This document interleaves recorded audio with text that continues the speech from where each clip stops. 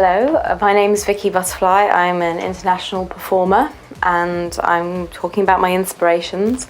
Today I'm going to talk about Louise Brooks.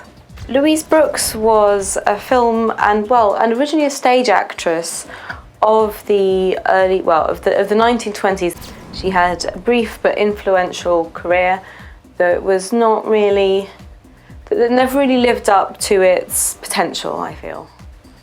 I probably wouldn't say I wouldn't say that Louise Brooks was necessarily a film star. She was the first film actress to be rediscovered when people started taking film seriously as a medium. She was at the time she was a beauty. She looks iconic. When people say a black Louise Brooks bob, you know that's what she looks like. She is the person that you probably think about when you think about black bob haircuts, and I certainly take some inspiration from her, maybe with some of the way how I look on stage. I think I loved her work in films because she was a Ziegfeld girl first off, but she had a reputation for getting fired a lot because she was quite uncontrollable. She was very willful. She did things because she wanted to do them, and she wanted to do them in her way, which ultimately got her into trouble. Her film career in the UK her film career in the US did found her because she never made the transition to talking films, because she was often so reluctant to do what she was told if she didn't agree with it, and not kind of fall for the more exploitative machine. That the rumour was put around that she had a terrible speaking voice. In fact, she didn't. She had a lovely voice. She's probably most famous for her work in Germany.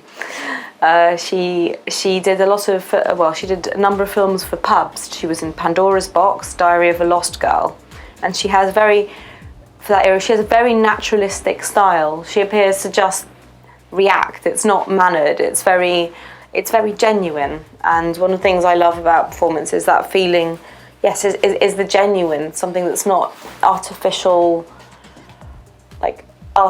processed, recreated emotion, but the idea of actually feeling that in the moment, which is when she spoke about how she felt about performance, that's what she did.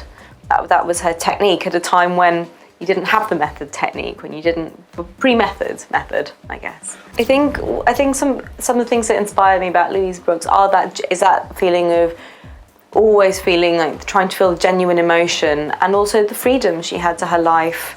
All the decisions she made, she didn't end up, rich, or she ended up quite poor.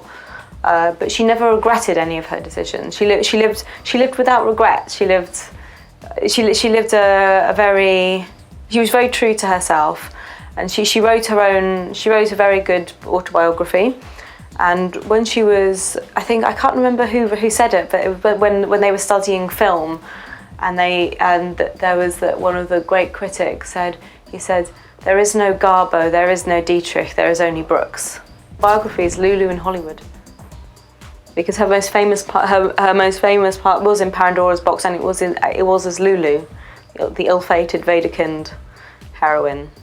She was quite penniless until she was discovered as part of people. I think by artists like the new wave, the French New Wave started celebrating the films of that era, and they rediscovered her films with it. And it was quite a small output, but very influential.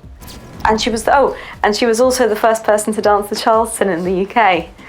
She ran off and broke her contract at the Ziegfeld Follies and came to do the Charleston at the Café de Paris.